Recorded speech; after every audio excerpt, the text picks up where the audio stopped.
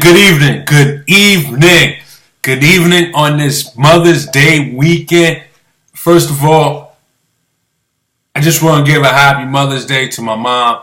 Although she no longer walks on this earth anymore, but her spirit and everything that she instilled in myself and my family, it lives on and it grows on. Ma, I miss you dearly. I wish you could be part of what is taking place today and just simply be around. Miss and love you dearly. Happy Mother's Day, Ma. It's been a challenging day for me, I'll tell you that. Just because it's been her third Mother's Day not being with us, but yet it just seems like just yesterday, so it's still challenging. Happy Mother's Day, Ma. To the rest of the ladies out there, my wife, happy Mother's Day. My sisters, my sister-in-laws, my nieces, my cousins, just happy Mother's Day to you all. And to those out there that are chopping it up, Ramel fans, happy Mother's Day as well. And I hope you had a great time. But let's get right to it now. Now that we got all the pleasantries out the way, again, happy Mother's Day. What a game we just witnessed. Listen, if you want to be part of the show, call me up. The number is 706-801-5926. Once again, if you want to be part of the show, give me a call. The number is 706-801-5926. We saw two halves here. The first half was clearly dominated by the San Antonio Spurs. The second half was dominated by the Golden State Warriors due to the injury that resurfaced on Kawhi Leonard that gave Golden State somewhat an edge in the second half. You figure they had a run in them, but when they went on that impressive 18-0 run, when Kawhi Leonard went back to the locker room, without a Kawhi Leonard, they didn't have not only someone that could stop the run on offense, but they didn't have someone to stop the run on defense. And to me, if they just had someone that could just got a defensive stop, perhaps maybe San Antonio could have been in a driver's seat in this series by being up one win to none. But credit the Golden State Warriors, whether the Spurs was undermanned or not, they did not lose their focus. They did not put their head down and give up. They just kept coming and coming and coming and coming. And Curry, what he had, 16, 19, maybe 20 points in that third quarter that fueled that 18-0 run. It was just a tremendous effort, tremendous defensive effort. Here's the thing. Hey, shout out to Skip, shout out to Daniel, shout out to my cousin Barry for tuning in. Listen, as much as they missed Kawhi Leonard in that third quarter, but they also missed Tony Parker in that third quarter. Because what fueled that 18-0 run was actually the defense that Golden State applied. And there was a lot of sloppy ball handling, not getting quality looks. Shout out to my cousin Dawn. Happy Mother's Day, Dawn. They needed a general. They needed a leader out there. And Tony Parker might have been able to get the offense in the right direction. But nevertheless, Tony Parker is out. He's not going to return to the playoffs.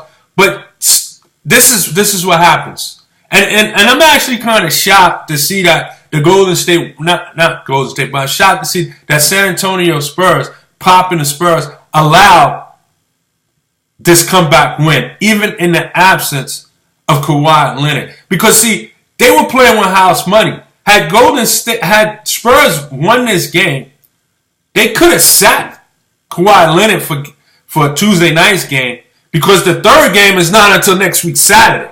So he would have had essentially a week off for Game 3 in San Antonio. But now that Golden State, who made this dramatic comeback and won, this puts pressure on Pop to maybe have to play Kawhi Leonard.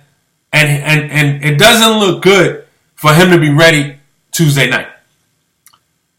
And Because there's the thing. San Antonio cannot afford to go down 2-zip.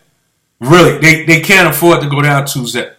It's going to be tough to beat Golden State 4 times in 5 games.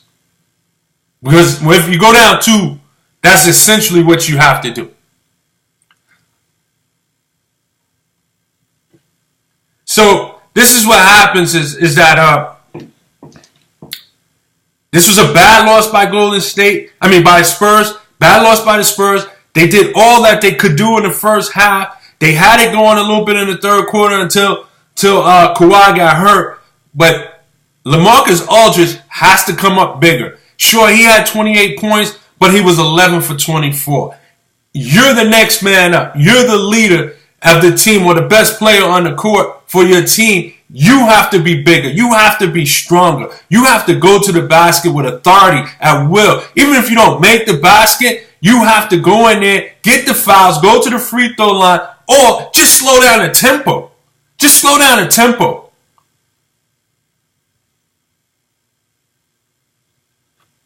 This is a bad loss on the Spurs. Personally, I don't think they can win this series now. If they had any chance of winning this series, it started with game 1 today. Now, Golden State. I talked about this on a previous show. What team in the league is deeper than the Golden State Warriors?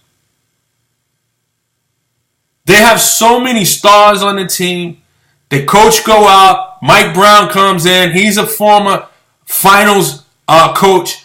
So was the stage too big for him? Maybe he's taking some advice from Steve Kerr, who's back in the locker room, and so forth. But at the end of the day, they're loaded.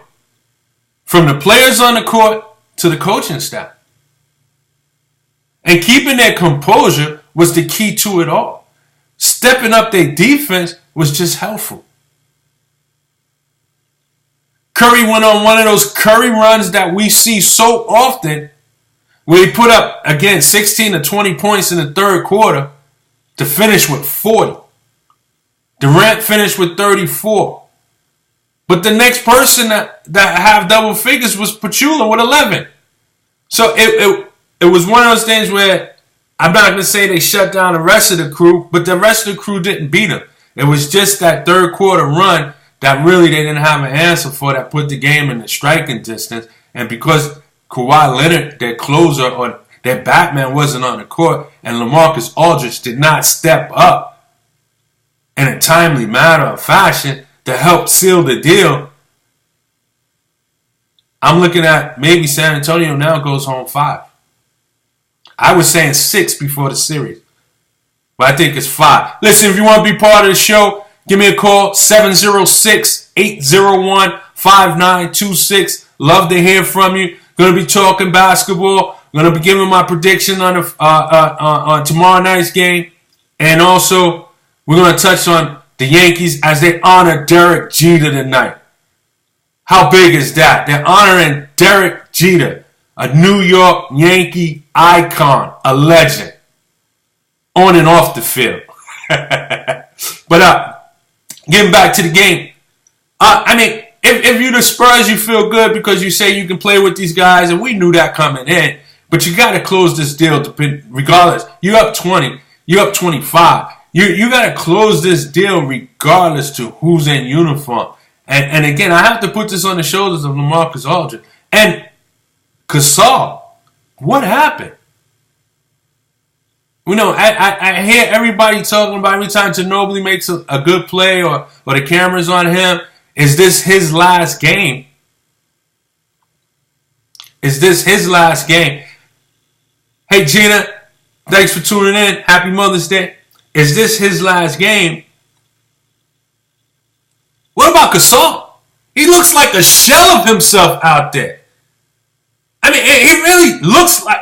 it's unbelievable that this is a future Hall of Famer, finals champion, and he looks sorry out there.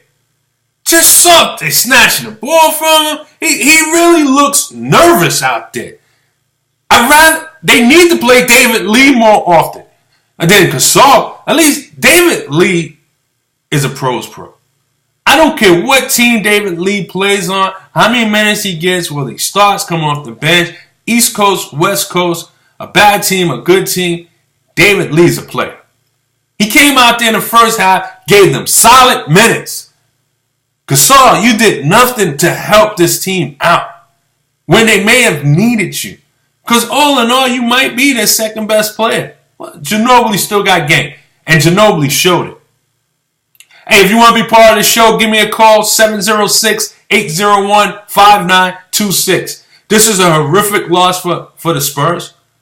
And to rebound from this, it's going to take a lot. It doesn't look like Kawhi Leonard will be ready for Tuesday night. He went out in the third quarter, early third quarter. He had 26 points, 8 rebounds. 26 points, 8 rebounds. As I mentioned, LaMarcus Aldridge had 28 points, but he only shot 11 for 24. Ginobili had 17 points, and Jonathan Simmons, he was also in double figures. Patty Mills was very quiet tonight. Very quiet. Didn't do much of anything. Towards the end, he just couldn't control rhythm or anything like that. Danny Green had his hands full. It didn't matter who he was checking. He was checking somebody that's a top 5 player, top 10 player. He had his hands full the whole night, but he was game. And when I say game, Klay Thompson was quiet. 2 for 11. 9 points on the night. He was guarding him mostly. And then when Leonard went out, then he had to take on the challenge of guarding Durant. And that's a bigger challenge. Durant, 7 feet tall, play like a 2 guard.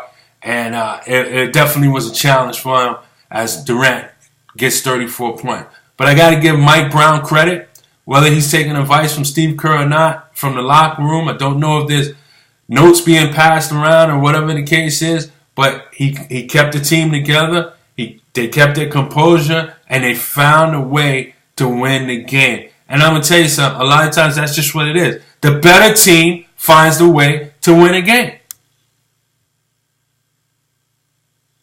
And Golden State found that way to win a game. Tremendous game. Very exciting game. You don't see too many like this, but it was a great Sunday afternoon game. Once again, happy Mother's Day to all the family and women out there today. Definitely be remiss if not to mention that. I mean, women are such a vital part of our society, but more importantly, to our household and our structure. Happy Mother's Day. I want to talk about tomorrow's night's game. Game 7. What more can you ask for? 2 teams that don't like each other. One team goes to the other team dressed in black, talking about it's a funeral tonight as they was looking to close out. John Wall, Bradley Beal, they pull out some tricks towards the end of the night and to propel them to a win and force a Game 7 back in Boston. I'm going to tell you something. I've been rooting for Isaiah Thomas all year long as an MVP candidate because I thought what he did this year is special. And I'm going to tell you something else. It wouldn't surprise me if they find their way to the final just because he got a story behind him. But there's something about John Wall and Bradley Beal that I like, that got me rooting for. I am rooting for them to pull off this win in Boston tomorrow night. It's going to be a tough task because the Boston crowd is faithful, it is loud, and it's going to be raunchy in there tomorrow night. And I'm sure Boston's going to come to play. And these guys have met 10 times this season, and the road team has never won a game. Washington's got their hands full coming up tomorrow night, but it will be a game to see. I think this will go down to the wire. I don't think it's going to be a blowout. I think Isaiah's going to pull out something to pull off the win, but I'm rooting for Washington. Again, I just like that backcourt. And I also think there'll be a tougher match for Cleveland. But I'm going with Washington tomorrow night to go into Boston, TD Garden, and get it done. If you disagree, call me up. Let's talk about it. 706-801-5926. And again, it's going to take some heroics from John Wall. And here's the thing. John Wall is a great one-on-one player. And what I mean by one-on-one, not just going to the basket. I think he's going to challenge Isaiah Thomas. He's going to try to match him. And I believe he's going to try to match him minute for minute, shot for shot, drive for drive. I think he's going to be like, oh, you can do that, I'll do this. You can do that, I can do it. The only problem with John Wall trying to match Isaiah Thomas, I think Isaiah Thomas is a better three-point shooter than John Wall. And John Wall is not quite the better three-point shooter. Not quite a good three-point shooter. Isaiah Thomas is. So if you try to match him shot for shot, there's going to be a couple of twos matching threes opposed to three matching threes. And that's where Isaiah probably gets the edge on the shooting side of it. But John Wall is a defender. As you can see, he blocked some key shots in the fourth quarter the other night to force this game 7 or put it in a position for him to come out with a heroic three. As I speak, he's not a great three-point shooter, but he hit one when he needed one. Both him and Bill. This is going to be a tough win. Hey, shout out to Ali, Tracy Washington for joining the show. But this is going to be a tough task for Washington to go into TD Gardens. I'm rooting for Washington. I just like what I see in them.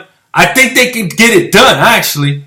I really do. But the Boston Garden's going to come alive. They will be alive Monday night. That's the game of the playoffs right there. It's game 7. You can't ask for more. You can't ask for more. Now, the Golden State Warriors, they came out. Were they fighting Russ as Golden State went up to 20-point lead at half? I asked that because Cleveland has been out for a minute. So now, the winner of tomorrow night's game is clearly going to have momentum going into the next series. Can they win game 1 against Cleveland and put Cleveland on their heels? Or does Cleveland call up their D-League and play them today so that this way they got a game going and they got sweat on their back by the time game 1 starts? Because maybe that 20-point lead that's the Spurs built tonight, or today I should say, on Golden State, could have been a little rust. Could have been a little rust. Could have been a little rust. But nevertheless, game 7 tomorrow night, the winner takes on Cleveland, who's waiting. If Boston wins, Boston will have 4 games at home.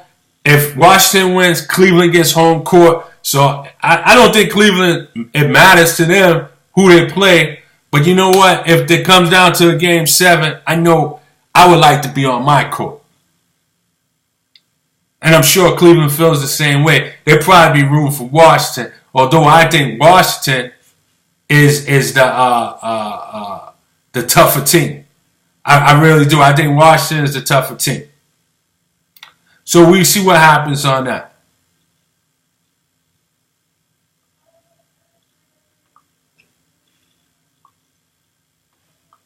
So we're going to move along and we're going to touch on baseball right now.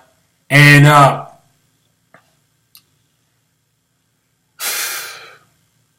I wish I could say something positive about the New York Mets. So what I'm going to do, I'm going to skip the Mets and I'm going to go straight to the Yankees. Tonight, the Yankees is honoring Derek Jeter. Rightfully so. Rightfully so. This guy's been in the league 20 years before retiring. He played 20 years. 14 of them, he was an all-star. 14 out of 20 years an all-star. Very, very impressive. 70% of the time, he was an all-star. Can't ask for more than that, guys. You really can't. You cannot ask for more than that. He did his job as a player. Gold Glove, I believe he won 5 Gold Gloves. Rookie of the Year. 6 in hits with 3,465 hits.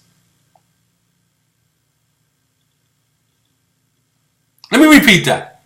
3,465 hits. He's 6 all time.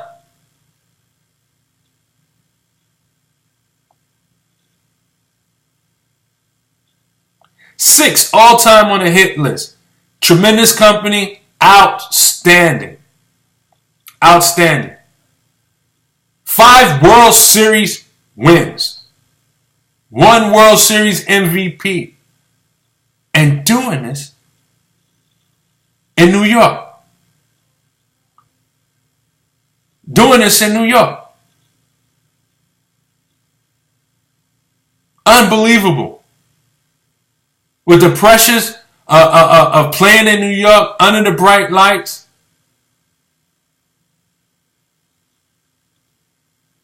Time after time, excelling, making plays, whether it's the backflip to home plate to get the runner going home, or the one he's crashing into the seats on the foul ball. A gritty player, a heads-up player, a good bat, lifetime 310 hitter. Just unbelievable. Unbelievable player. He deserves everything that he gets tonight. He's definitely an icon to the game. He's just outstanding. Outstanding player. I don't know what to say. The sad thing about it is that as great as he was and what he meant to the New York Yankees, we don't know where his place is in history. You see, he wasn't really that single hitter like Pete Rose, that scrappy hitter. He wasn't a slugger. He wasn't the greatest defender. But he was consistent. Just consistent. You know, he didn't have that 380 batting average or 370 batting average. He probably never threat to win a batting title or anything like that. But he accumulated a lifetime batting average of 310. He started out as the 9th hitter in the lineup in his rookie year. By his second year or third year, he was at the top of the lineup. Above a Wade Boggs, who was playing third base at the time.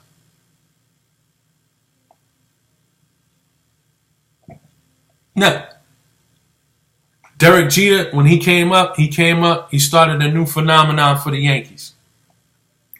The Yankees didn't always, and I repeat, they didn't always let their farm grow. He came up, it was him, Bernie Williams, Pettit, Posada, and Mariano Rivera. They came up in the farm system, 1 at a time, 2 at a time, but they came up just in time to start that run in the mid-90s. Yeah, there was also a trade. The biggest trade, and I think, in recent Yankee history, and I don't know how they were able to pull this off, but that trade was with the Seattle Mariners. And it came in the off-season after Ken Griffey scored the winning run in the first wild card year against the Yankees to eliminate the Yankees, when they had guys like Griffey, Edgar Martinez, Tino Martinez, Jay Buhner, Randy Johnson. They had a nice A-Rod. They had a nice crew. But in the offseason, they traded Tino Martinez to the New York Yankees. And it fulfilled a first base spot that used to be occupied by Don Mattingly, who I think should be a Hall of Famer one day, and at least have his number retired as a Yankee. But Tino Martinez solidified that lineup for years to come. He was a great fielder. He was a clutch hitter. He hit home runs.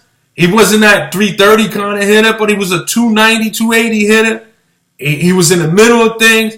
He played a solid first base. And he was still a little young.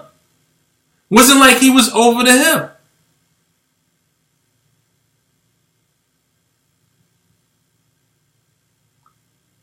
And this with Bernie Williams, you have at the time you I don't know the full lineup, but you had Posada behind the plate.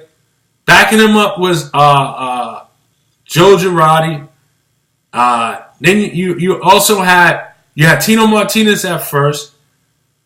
Can't think of the second baseman. Derek Jeter at short. Wade Boggs at third. I mean, you have Paul O'Neill in the outfield with Bernie Williams. This Yankee lineup was something special back then. You had pitchers coming and going, whether it was David Wells, David Cone, Pettit, Roger Clemens. You just had pitchers coming and going. But the mainstay was Mariano Rivera. Mariano Rivera and Derek Jeter is like peanut butter and jelly. Mariano Rivera is probably the game's best closer. And him and Derek Jeter had that run for the similar time frame. Mariano left a little bit earlier. But it was a tremendous run. I mean, you had Derek Jeter closing from the shortstop position, but you had this guy closing, shutting it down. His number should be retired, and he should walk into the Hall of Fame as well. But this is Derek Jeter's moment. Yankees got a win today, a much-needed win as they had a little losing streak. They'll probably win tonight in honor of Derek Jeter. So this should be a good night for the Yankees. I know it's going on right now. I'm recording it. I just wanted to speak with you guys. But now I have to touch on my Mets.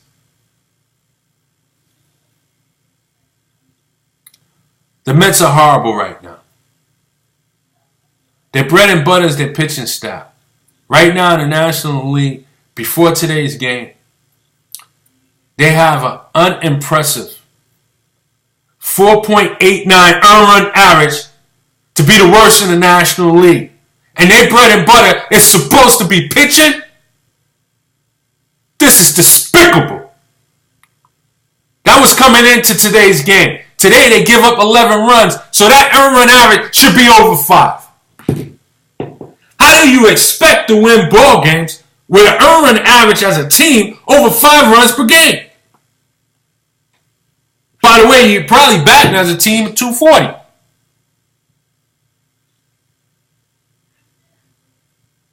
This is horrible. Despicable.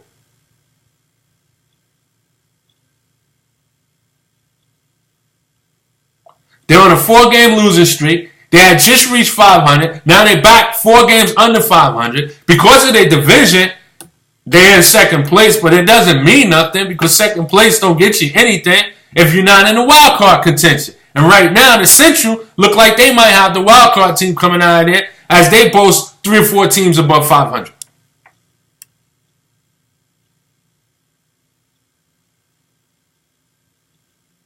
Just despicable.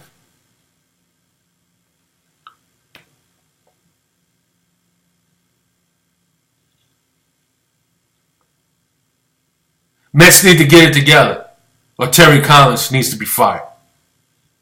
Mets need to get it together, get a pitching coach out there, get a training staff out there, some trainers out there to keep these pitchers healthy. Oh, by the way, the closer, Familiar, he's out 3 to 4 months. So there's no relief in the back end. At this point here, bring somebody up from the minor leagues. Make a trade.